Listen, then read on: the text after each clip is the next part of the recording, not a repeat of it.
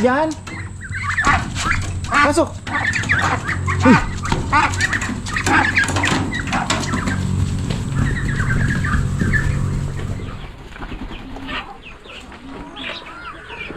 Tayo ng mga makakain nilang damo.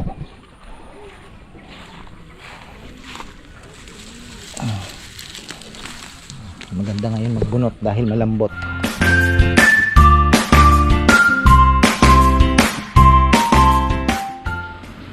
Ko isang magandang buhay. Ayan po, tayo naman ay sisilip sa ating mga alaga. Ayan, syempre rutinang buhay ko yan. Araw-araw nakatago ang bundok. Ayan, silipin natin ang ating bagong dating na dark bird na hindi ko nasasabihin ang presyo at secret ito, secret. Ayan po. Ayan, kita nyo gaano kaganda. Yan po yung sinasabi ko po sa inyo. Lalaki yan. So hopefully maging maganda po ang kalabasan. Nag-iisa. Tinanggal ko na yung nilipat na po natin yung mga naan dito kasi tutok-tukin to. Kawawa naman. So dito na tayo dumaan. Di ko alam kung makakadaan tayo. Makakadaan pero maputik sigurado. Ingat-ingat na lang tayo.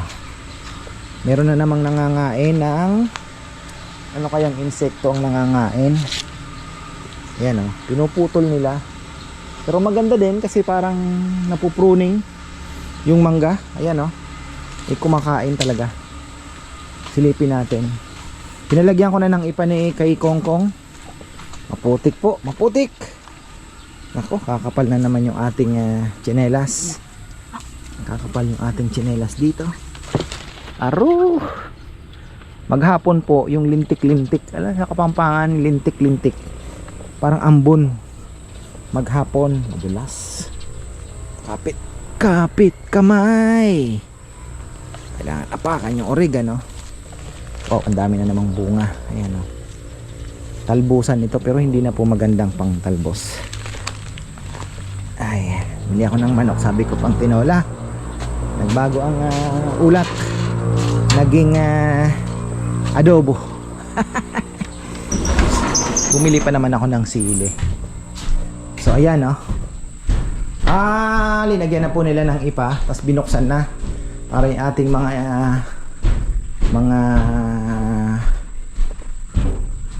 tawag dito. Ayan oh. Sorry po kasi talagang ganyan na ang magiging itsura ng ating Hoy! Naligo kayo, mga buwisit kayo. Na talagang kayo Pasok kayo, pasok. Baka magkasakit kayo dyan. Hindi natin na masyadong anuhin tong mga ito. Huwag natin spoil din sa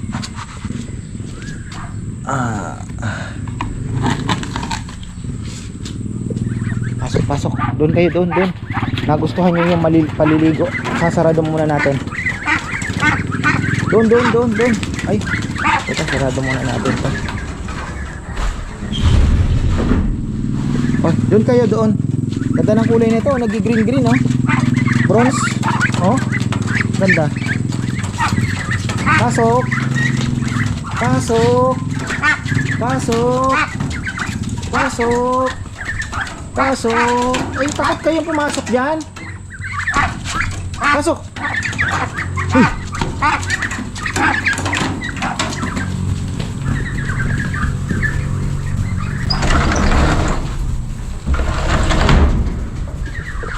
Ito muna kayo. Huwag na muna kayong maliwanag.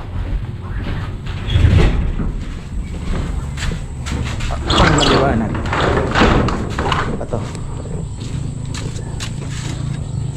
Ayusin natin to. I will try my best to gamitin natin yung strategy natin para makapag-market po ng Muscovy duck na Indonesian. Andiyan naman, nasa sa atin na lang paano tayo makikipag-compete and to produce the better birds, di ba? Birds ba yan? Tama. Para makapag-produce po tayo ng mas magandang ano, mas magandang mga bibe o kulay. Yan, kailangan natin. Ganda din naman ng setup kasi sabi ko nga, ito yung, dito yung incubator, dito yung brooder, nandito lahat. Magagamit po natin ito. At gagawin nating mas makabuluhan po itong ginastusan natin ng loft na to, na magamit natin sa chicken and Muscovy. So ayun po yung ating plano. Sana ay kabayan ako ng Panginoong Diyos sa mga desisyon, di ba? Minsan kasi alam niyo na, yung gusto mo iba din sa gusto niya. Oh, langaw na kumakain. Ay, mahirap maglakad dito, kaya ayokong dumaan sana dito. Kaya lang, ito na yung ating ano, papunta na tayo. Putik, ayun, tingnan nyo, pabigat na ng pabigat. Ay, hindi ko pa pala napapaputol yung mga puso natin dito. Hindi pa nakakapag-ikot si Kongkong. Yung sabi ko kay Kongkong, nagulat na naman ako, nag-ikot siya. Ewan ko kung nagawa niya yung inutos ko, nalagyan niya ng yung pagtataniman namin ng mga ano, sabi ko kung total konti lang naman, ang ambon-ambon lang naman, lagyan mo na umaga, pasingit na yung, para ibabagsak ko na lang yung mga buto. Tapos namitas na siya ng mga sitaw, namitas siya ng bulaklak ng kalabasa. Nagulat ako, yung pakwan, pati pakwan pinitas. Sabi ko, ba't mo pinitas na yun? Yung ano, yung pakwan hindi pa naman hinog. Talaga naman ka ako, sayang naman. Hindi natin alam, balay mo malaki pa pa, di ba?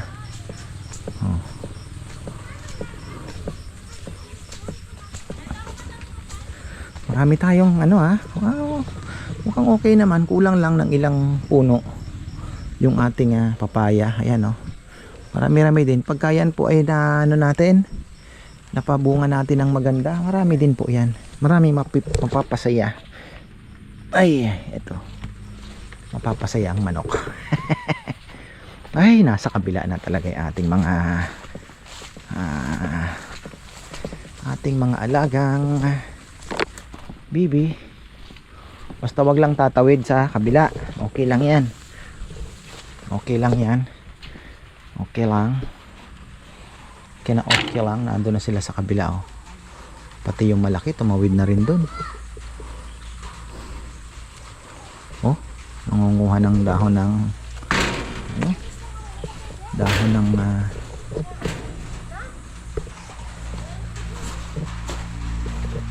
nata namang may itlog. Pero alam naman nilang bumalik. Kaya ay, ano naman ang bibe. Bango talaga ang Galimax. Alam niyo, ang Pilmi ko magaling gumawa ng feeds. Sana ma-mate nila, talagang ma-maintain nila. Magaling ang Pilmi ko. Ay, yan pala si Jonard. Namimingwit. Ako, mahuli pa yan. Jaguar yan, mahuhuli yan. Pero malalaki na yung jaguar. Ay,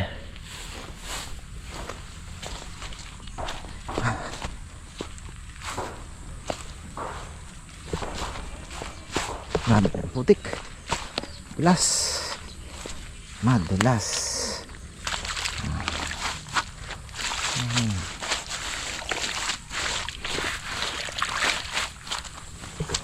Shout out pala kay Tita Ligaya Lim. Get well soon, tita. Mas masustansya yung tubig, ang lupa doon. Ano, may huli na?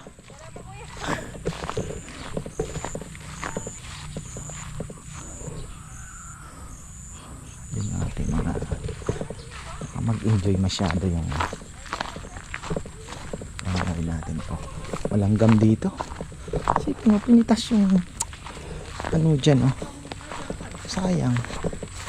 Dami lang gam dito, kaya lang mabilis lang tayo.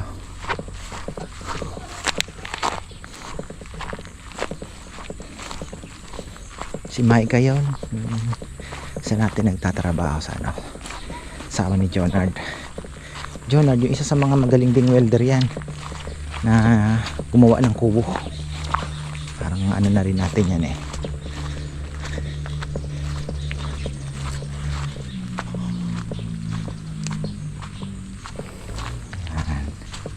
So 1 round okay naman. Sabi ko na maliligo sila eh. Kagabi kasi kahapon sinara ko yun doon lang kasi sabi ko nga di naman umulan, eh biglang bumusang ulan.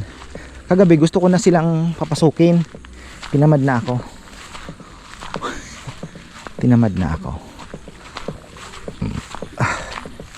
Oh, nasa labas ka.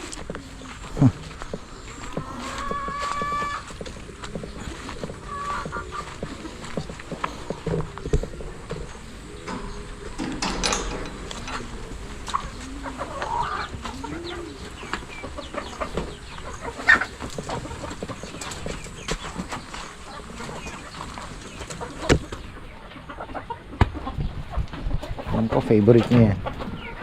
Oh, kiri.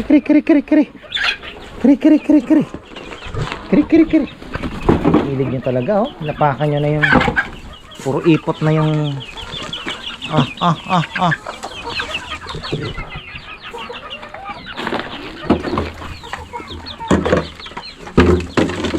Ay.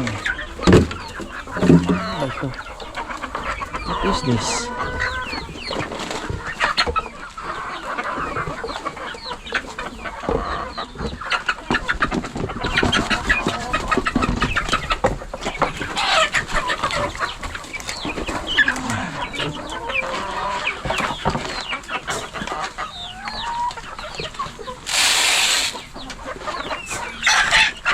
May calcium na.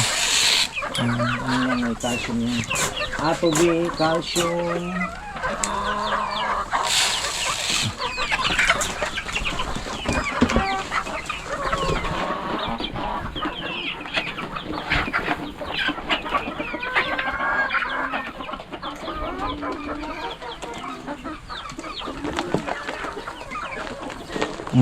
Ayan. Oh, pasok.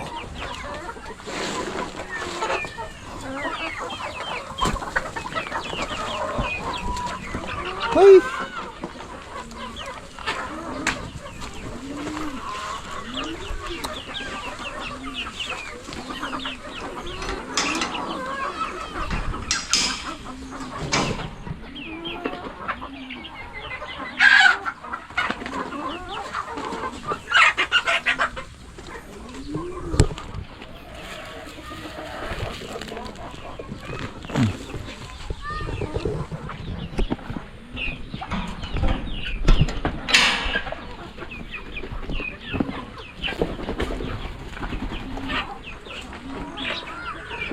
Tayo ng mga makakain nilang damo.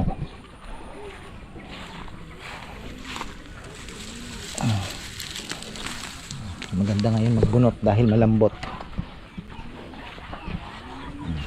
para may choice sila. Meron silang damo, meron silang prutas, diba?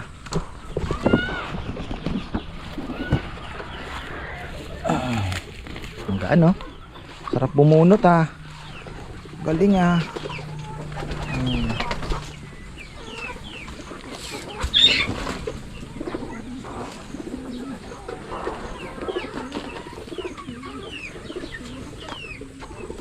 Ay nang malaki-laki. Doon sa mga bibi naman.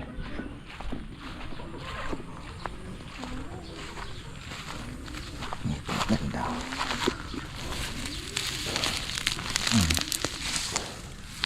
Gandang bumunot. Ay, langgam. Ang langgam ay kalaban natin. Langgam ay kalaban natin. Itong sinasabing sweet life. Diba? Ay paano, may order tayong lechon. May counting business. Sana magtuloy-tuloy yung ating furniture. Ayan, tapos may counting ito pag naparami natin, added kita din to. 'Di ba? Dami ko pang gustong gawin.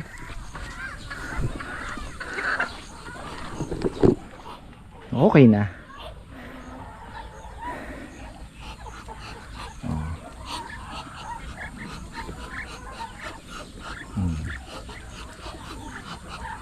Lalaki talaga nila.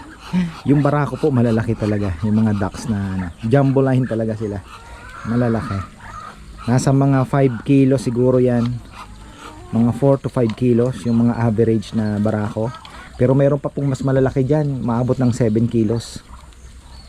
Ang trick para po mapalaki mo yung bibi mo is from the very start, high protein ka. Huwag nyo pong bibitawan. Medyo mahal lang talaga. Yung mga Integra 1000, kung meron kayong mga booster, yung mga ganon, huwag nyo pong bibitawan sa ganon.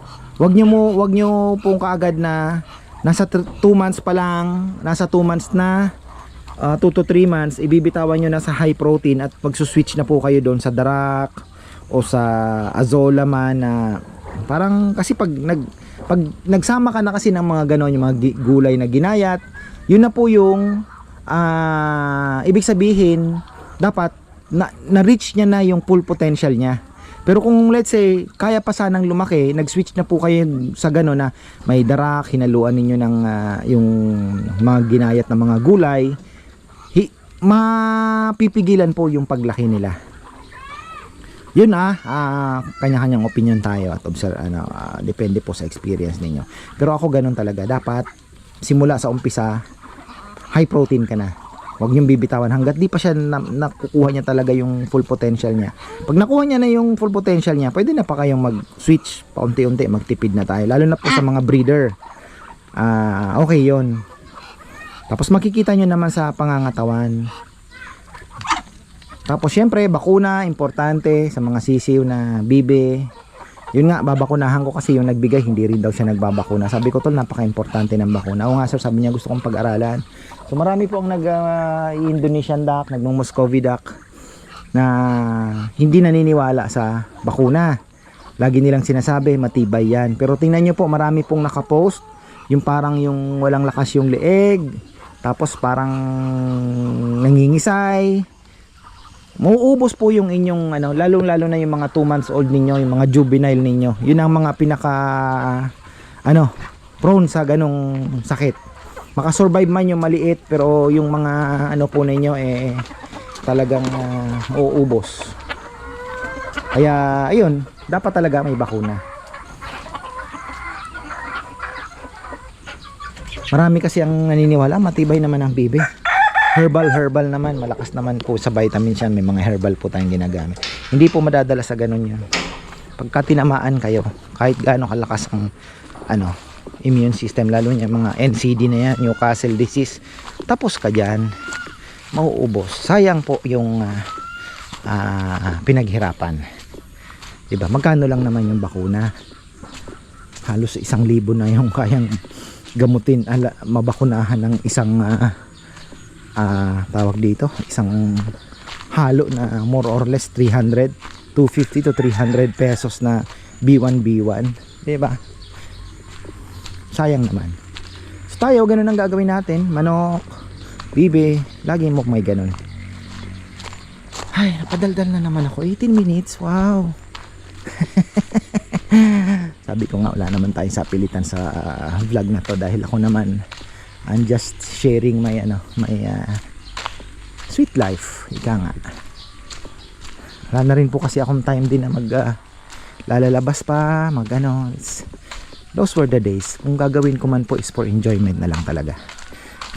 Pero ayun nga.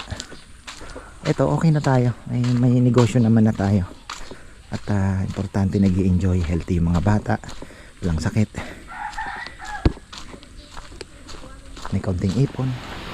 Ay nako, ayan, alas 4 pa lang pero wala na, parang alas 6 na.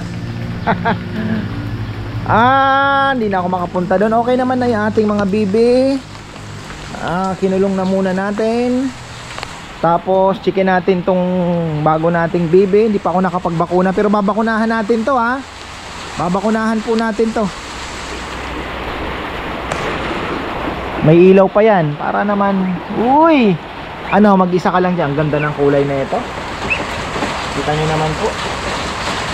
Oh, kaganda. Ayun ka lang ha. Ako, mukhang kailangan natin puntahan yan. Silipin natin yung mga ano natin doon. Ito na natin. Iikot pa sana ako sa mga manok, pero okay naman na. Ano naman yun? Hanggang bukas pa yung pagkain nun. Bastante. Problema natin doon yung mga bibi, baka hindi pumasok. Yari tayo, pero malala, matatanda na rin naman yun. Baka hindi pumasok eh. Pero alam naman, uy, ni-slide na ako ah. I'm sliding. Ito ang problema natin dito. Oh. Dadaan dito. Hirap ano.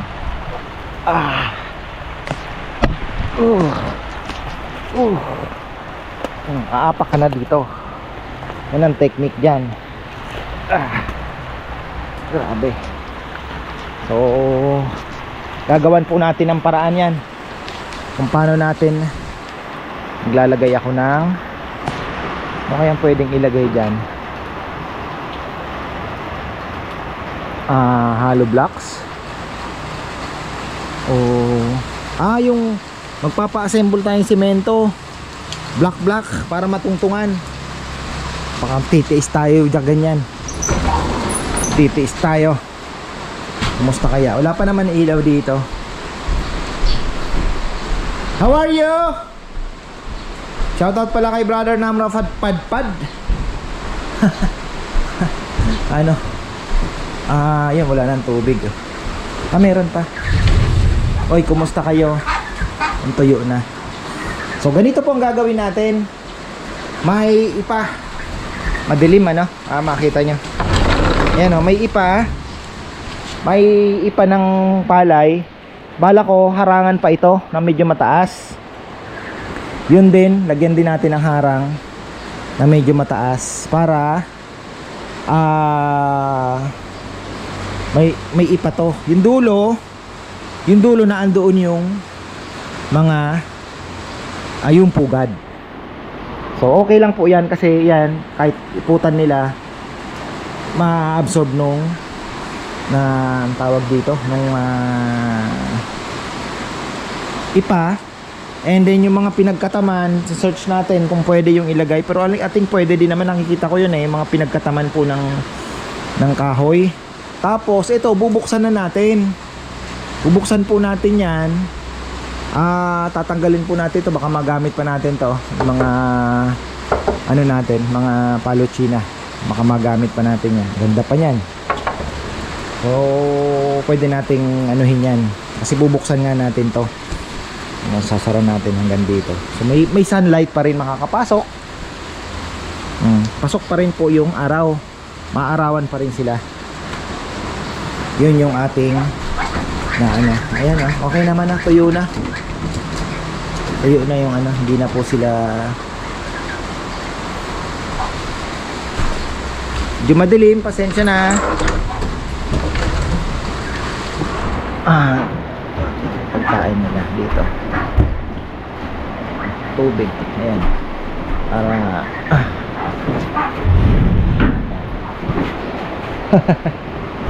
paayos natin yung mga ilaw.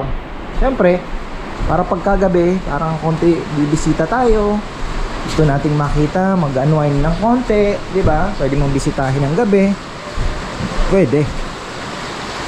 Eto na, pahirapan na naman. Pahirapan na naman tayo. Ay. So ayan po, hanggang dito na lang. Maraming salamat at magandang buhay. Tapos pa.